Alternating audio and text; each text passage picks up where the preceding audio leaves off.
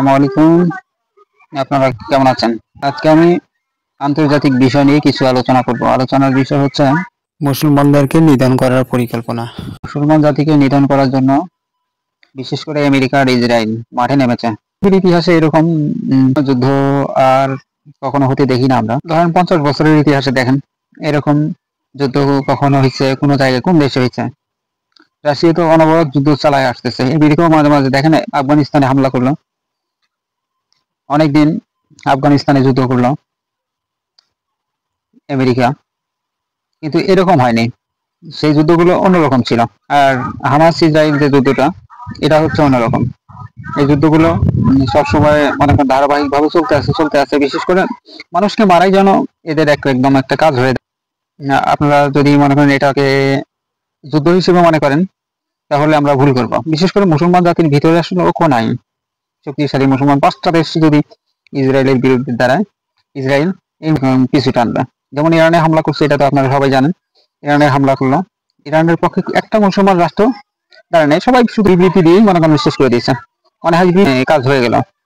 আর বিশেষ করে রাষ্ট্রীয় কিছু নিয়ম কানুন থাকে, সেই নিয়ম কানুনের কারণে সরাসরি হামলা করতে পারে না। কিন্তু তারপরে তো মনে করেন যে অস্ত্র বিভিন্ন কিছু দিয়েও মনে করেন যে সহযোগিতা করা যায়। যদি চায়, কোনো রাষ্ট্র চায়, তার কাছে সহযোগিতা চাইলো, অস্ত্র দিল। সহযোগিতা চাইলো, অস্ত্র দিয়ে দিল। এরকম কয়েকটা দেশে দিয়ে দেখেন, গেলেই মনে বুঝতে পারবেন যে আসলে ঐক্যটা কিরকম ভাবে গড়ে ওঠে। বিশেষ করে অনেকেই আমরা মনে হয় আমেরিকা ভক্ত হয়ে গেছি বিভিন্ন সুযোগ সুবিধার কারণে। এই দিক থেকে আমরা আমেরিকার উপরে দুর্বল। হামাস একাই শুধু লড়ে যাচ্ছে ইসরায়েলের বিরুদ্ধে, এই জায়গায় কেউ সাড়া দিচ্ছে না। আর আমেরিকা মুসলমানদের ভালো চায় না। মুসলমানদের ভালো যদি চাইতো, সবসময় আমেরিকার সম্পর্কে ডোনাল্ড ট্রাম্প সবসময় ইসরায়েলের পক্ষে নেয়। আমেরিকার উদ্দেশ্য হচ্ছে মুসলমানদেরকে নিধন করা, ইসরায়েলকে নানান ধরনের সহযোগিতা দিচ্ছে। আবার গাজা যুদ্ধ বন্ধ করবো, যুদ্ধবিরতি করবো, কিন্তু মাঝে মাঝেই আবার মনে করেন অস্ত্র দিয়ে ফেলতেছে। এরা একজন ডোনাল্ড ট্রাম্প এক ধরনের কথা বলে, আবার ওইদিকে আর একজন মনে করেন অন্য ধরনের একটা বক্তব্য দিয়ে রেখে দিচ্ছে। এই বক্তব্যগুলো মনে করেন কি করবে, কার বক্তব্য ধরবেন? ডোনাল্ড ট্রাম্পের? ওদের সিনেটের অনেক সদস্য আছে, তাদের বক্তব্য ধরতে গেলে ডোনাল্ড ট্রাম্পের বক্তব্য বাদ দিতে হয়। আবার ডোনাল্ড ট্রাম্পের বক্তব্য ধরতে গেলে ওদের বক্তব্য বাদ দিতে হয়।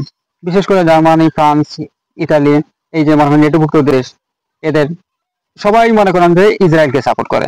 মানে পশ্চিমা রাষ্ট্রগুলোই কেন জানি ইসরায়েলকে সাপোর্ট করে। পশ্চিমা রাষ্ট্ররা মুসলমানদের কখনোই ভালোবাসেনি, ভালোবাসবে না। এরা মুসলমানদেরকে নিধন করার পরিকল্পনা নামছে, এরা এটা করে যাবে। এই জন্য বলি, সবাইকে বলি যে আপনারা সবাই, সকল মুসলমান